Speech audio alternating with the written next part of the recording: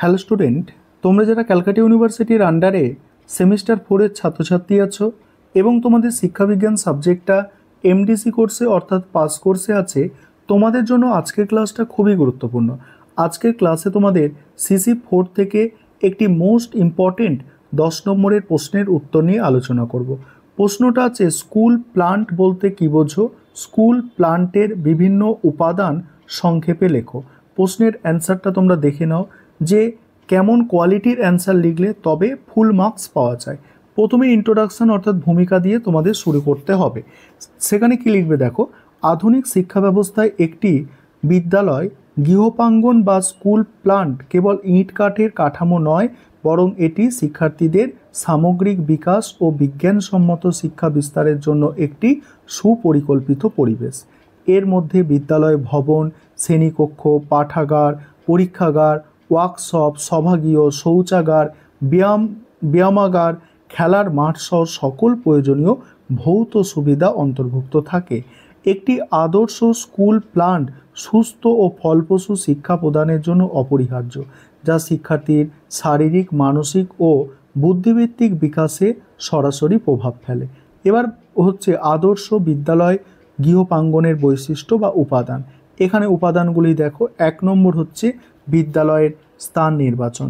বিদ্যালয়ের অবস্থান অত্যন্ত গুরুত্বপূর্ণ। এটি এমন স্থান পরিবেশে হওয়া উচিত যেখানে শিক্ষার্থীরা পড়াশোনায় মনোযোগ দিতে পারে এবং শিক্ষককেও নির্বিঘ্নে শিক্ষাদান করতে পারে।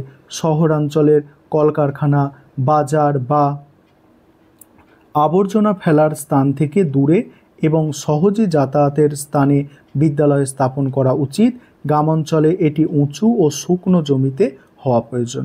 সেকেন্ড পয়েন্ট হচ্ছে বিদ্যালয় গৃহ নির্মাণ। বিদ্যালয় গৃহটি মজবুত ও পাকা হওয়া জরুরি। এর সঙ্গে সংলগ্ন কিছুটা খোলা জায়গা থাকা দরকার যেখানে শিক্ষার্থীরা খেলাধুলা ও ছোটোখাটো অনুষ্ঠান করতে পারে। নির্মাণ পরিকল্পনা দেখো, স্বাস্থ্যসম্মত হওয়া বাঞ্ছনীয়। কক্ষগুলি প্রশস্ত, আলো বাতাসপূর্ণ, বড় জানলা দরজাযুক্ত হবে। সম্ভব হলে একতলা ভবন আদর্শ, তবে বহুতল হলেও ওঠানামার জন্য 2টি প্রশস্ত সিঁড়ি থাকা আবশ্যক। থার্ড পয়েন্ট হচ্ছে শ্রেণীকক্ষ। শ্রেণীকক্ষগুলি পর্যাপ্ত প্রশস্ত এবং দূষিত বায়ু দূর করার জন্য ভেন্টিলেটর যুক্ত হওয়া প্রয়োজন। সাধারণত 24x18 ফুট এবং 10 থেকে 12 ফুট উচ্চতার কক্ষ আদর্শ। পশ্চিমবঙ্গের শিক্ষা পর্ষদ অনুযায়ী প্রতিটি শ্রেণীকক্ষের মেঝে কমপক্ষে 400 বর্গফুট এবং প্রতি শিক্ষার্থীর জন্য 10 বর্গফুট স্থান থাকা নির্দেশিত। তারপর হচ্ছে দেখো, প্রধান ও সহপ্রধান শিক্ষকের কক্ষ এবং অফিস কক্ষ। প্রধান শিক্ষক এবং সহকারী প্রধান শিক্ষকের জন্য 2টি পৃথক কক্ষ থাকা দরকার, যা প্রশাসনিক কাজ সম্পাদনের সহায়ক। এটি 2টি কক্ষ অফিস বলছে দেখো, এই কক্ষ 2টি অফিসের কক্ষের সংলগ্ন হলে ভালো হয়। অফিস কক্ষে প্রয়োজনীয় আসবাবপত্র, চেয়ার টেবিল, আলমারি ছাড়াও শিক্ষার্থীদের বেতন ও অন্যান্য টাকা পয়সা লেনদেনের জন্য একটি কাউন্টার থাকা জরুরি। তারপরে শিক্ষকদের কক্ষ।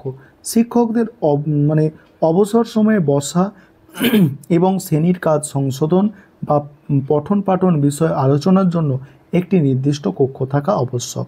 6 পয়েন্ট অর্থাৎ 6 নম্বর পয়েন্ট হচ্ছে শিক্ষার্থীদের কমন রুম ও টিফিন রুম। এই বাকি অংশটুকু আলোচনা করব। তার আগে যে বিষয়টা তোমাদের বলার আছে, তোমাদের জন্য অনলাইন কোচিং ক্লাস চলছে। তোমরা যদি কেউ পেড ব্যাচে অ্যাডমিশন নিতে ইচ্ছুক থাকো বা স্টাডি মেটেরিয়াল পারচেস করতে চাও, সেক্ষেত্রে নিচে যে নম্বরটা দেখছো এই নম্বরে যোগাযোগ করতে পারো। দেখো, এই পয়েন্টটা তোমরা এবারে বুঝে নাও।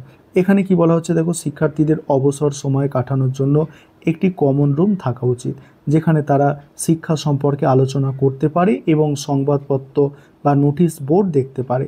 টিফিন খাওয়ার জন্য একটি নির্দিষ্ট কক্ষ থাকা ভালো যেখানে বিশুদ্ধ পানীয় জলের ব্যবস্থা এবং পরিচ্ছন্ন ও জীবাণুমুক্ত পরিবেশ নিশ্চিত করতে হবে। তারপরে কি বলা হচ্ছে দেখো, পরের পয়েন্ট, সম্মেলন কক্ষ ও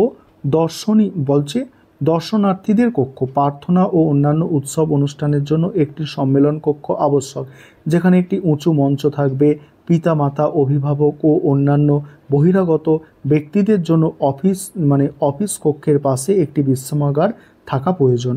এবার হচ্ছে পাঠাগার ও সংগ্রহশালা।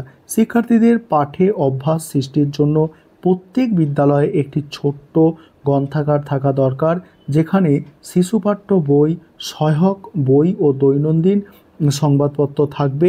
এছাড়াও শিক্ষার্থীদের হাতে তৈরি জিনিস প্রদর্শন এবং সংগৃহীত দ্রব্য সংরক্ষণের জন্য একটি ছোট সংগ্রহশালা থাকা উচিত। এবার পরের পয়েন্ট হচ্ছে দেখো, বিজ্ঞান পরীক্ষাগার, ওয়ার্কশপ ও মানে ওয়ার্কশপ ও বিষয়ক কক্ষ। রসায়ন, পদার্থবিদ্যা, উদ্ভিদবিদ্যা, জীববিদ্যা, গার্হস্থ্য বিজ্ঞান এবং কারিগরি শিক্ষার জন্য পরীক্ষাগার ও ওয়ার্কশপ থাকা প্রয়োজন। ভূগোল ও শিল্পকলার মতো বিষয়গুলি ভালোভাবে শেখার জন্য আলাদা বিষয় কক্ষ থাকা উচিত। এবারে শেষ হচ্ছে দেখো, ব্যায়ামগার ও খেলার মাঠ। শিক্ষার্থীদের শরীরচর্চা ও গৃহের ভেতরে খেলাধুলার জন্য প্রয়োজনীয় সরঞ্জামের একটি ব্যায়ামাগার থাকা দরকার, যা বিদ্যালয় গৃহের এক প্রান্তে হওয়া বাঞ্ছনীয়। এবার উপসংহার দিয়ে তোমরা প্রশ্নের উত্তরটা শেষ করবে। এইভাবে যদি প্রশ্নের উত্তরটা ভালো করে পরীক্ষায় লিখে আসতে পারো, তাহলে কিন্তু ফুল মার্কসও পাওয়া যায়।